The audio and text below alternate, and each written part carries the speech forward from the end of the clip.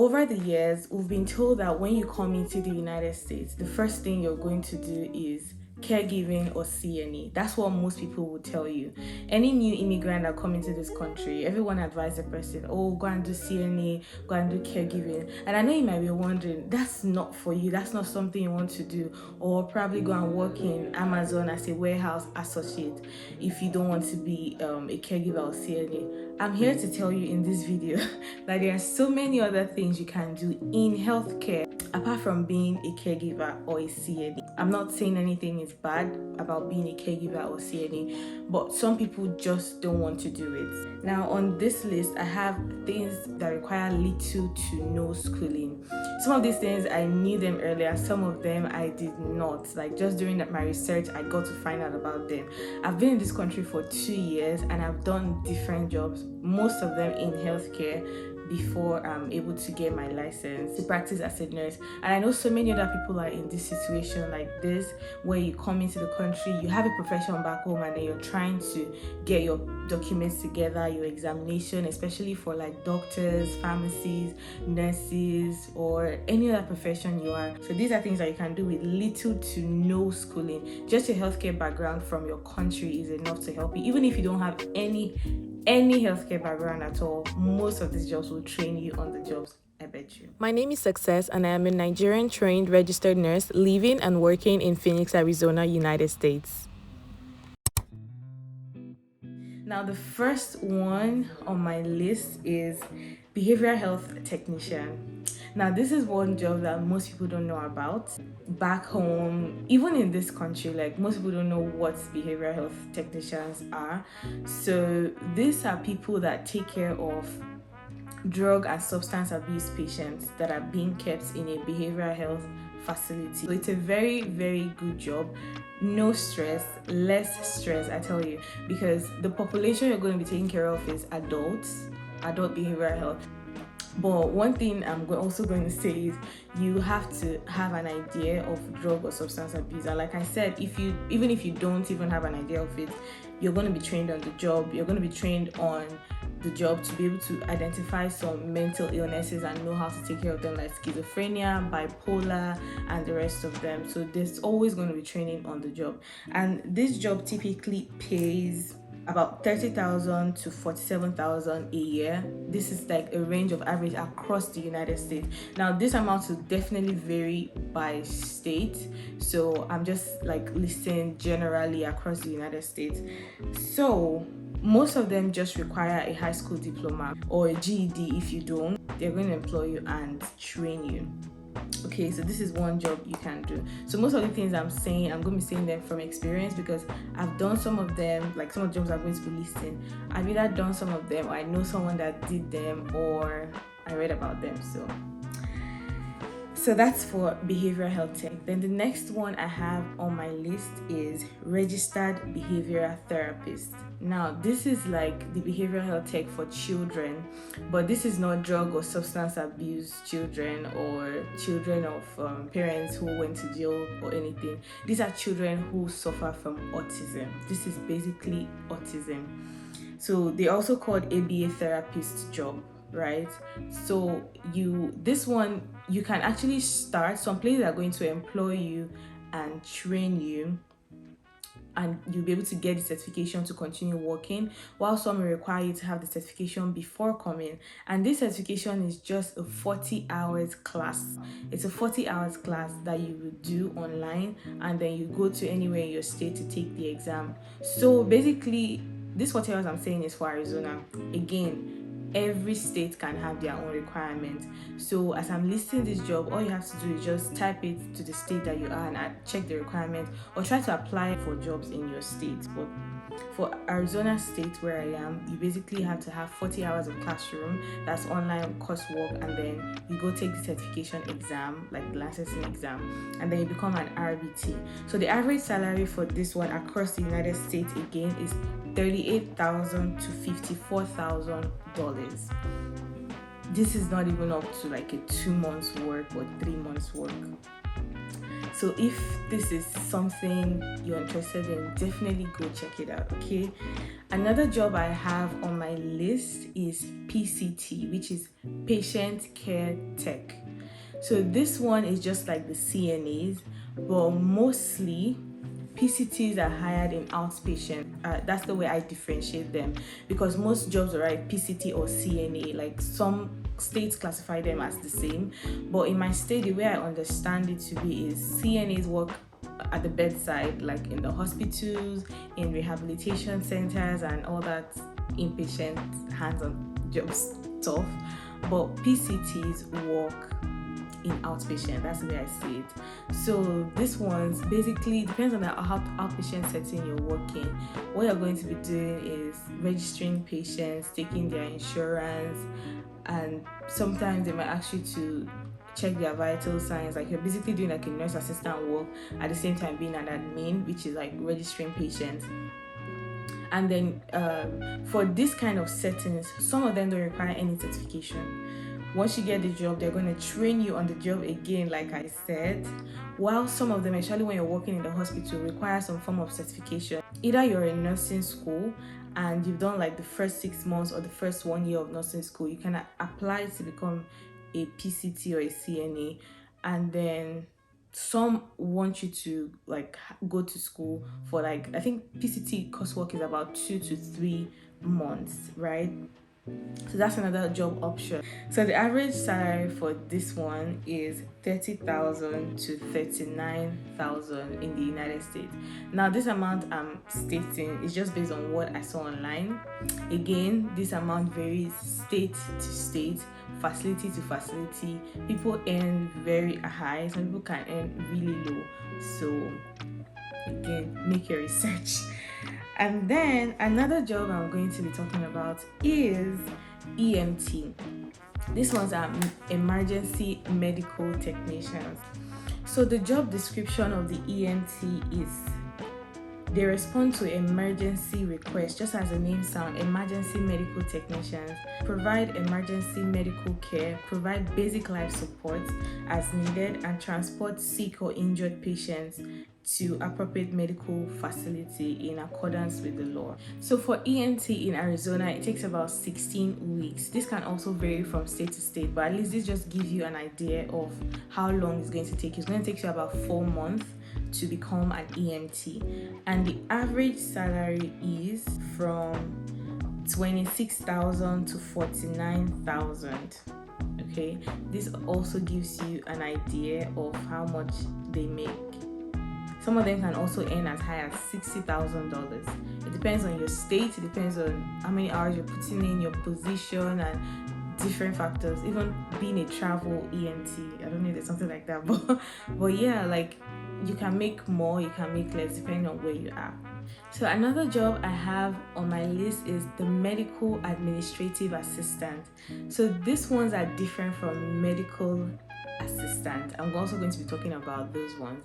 These medical administrative assistants, they help to like run insurances. This is not like what I said about the PCT. This one is they register patients when they come in, and then they run their insurance, make a chart for them. Like they're the first people you will see when you come to the hospital, like the front desk officers. Like they make sure that each patient have a chart and down to the medical record and all that stuff, and then they also help with billing and all that. So those are medical administrators. So the medical administrative assistant school for about 9 to 10 months. After that, they are able to get a job. So on this job, you don't have to touch blood, you don't have to touch people, you don't have to do direct patient care. So you're basically like an administrative assistant, an administrator, register patient, run their insurance, collect their cards, their IDs, and all that good stuff. Make a chart for them. Pretty good. And the difference between the medical administrative assistant and the medical assistant is that the medical administrative assistant do not do any patient care. So to become a medical assistant, there is an additional 4 months training on this medical administrative assistant, which makes the program 10 months plus like 4 months. That's like a long time. But if you go straight to being a medical assistant, it's going to take you just 10 months. So the next job I have on my list is this medical assistant. Since I'm already talking about it, let me just go ahead. So this one's also working outpatient. They work side by side with MDs, PAs, MPs in outpatient clinics. So what they do as well, they also help to register patients. Some of them go as far as even setting IV lines. That's those ones that have certification of phlebotomist. They of course they check vital signs, they run some tests, like they could do some direct outpatient care, and they make a lot of money. Like I was on Instagram today and I just learned that they could actually make a lot of money as travel medical assistant. Like their general salary, let me say per hour, would be about 30 would be about 15 to about $20 per hour. That's like the average. But I just learned that some of them actually make up to $50 per hour as a medical assistant traveling. Some of them even make up to $30 an hour, like being a staff medical assistant, right? So it takes longer schooling than all other ones I've mentioned. It's almost a year, 10 months, almost a year. Some of them 9 months, and then so it's an intense training. So if you want something longer, something long term, this is a good option for you to check out before you finish writing your USMLE or your professional exam or anything you're writing. At least you're already making the bag. Okay. Another job I have, another profession you can be, is a phlebotomist. I mentioned that when I talked about the medical assistant. So phlebotomists are those people who draw bloods or set IV lines. They are at your vein. They're always at your vein. So these ones, you could work in the hospital and have direct patient care, but at least you're not cleaning up someone, you're not listening to someone, you're basically setting and drawing blood and setting line and all that. And some of them work in outpatient, some of them work in the labs, like you see a lot of them in the labs. This one takes about 4 months of schooling as well. And then the average salary of a phlebotomist will be they earn about 31 to 46,000 per year. Again, they could earn more or they could earn less depending on the state and time. This is a very good option as well if you're looking for something really short term, and if you like the sight of blood. Like, there's sometimes you see like really nice vein and you just be touching it. Like, if you know that's you, then go for this absolutely amazing profession. So the next job I have on my list is dental assistant. So this one works in dental offices. They assist the dental hygienist and the dentist. And to become a dental assistant, you can also go to school in less than a year. This is about 9 months program in some schools, and then some accelerated program of 13 weeks, which is barely 3 months and a week. That's like a crash course or rush program. So you can do it within 3 months to 9 months, let's put it that way. And the average salary of a dental assistant is $35,000 to $53,000 per year, average. So the dental assistant basically does 2 types of tax: the administrative tax and the clinical tax. Medical assistants work in doctors' offices, dental assistants work in dental offices. And there's also veterinary technician. That's the next job I have. These ones work in veterinary offices and they do the same job I said for this dental tax, the medical tax. So they do the administrative and the clinical tax just like this for the veterinary offices. They can also be called the veterinary assistant. The average amount that they get paid is $20,000 to $45,000 per year. So if you like animals, this is definitely one role for you. And the amount of schooling for this veterinary assistant is 9 months. All right, and then the next thing I have on my list is medical coding specialist. So if you want to work from home, if you want to be on your computer for 8 hours a day, this is one role you need to check out. So let's see what it entails. Medical coding specialist. So the amount of time it takes to be a medical coder is from 4 months. You could take as little as 4 months to as much as 15 months. Now the goal of this video again is so that it doesn't extend 1 year. So make sure if you're taking the classes, make sure you do it on time and you finish it under 1 year. So this takes about 4 months to 15 months to do.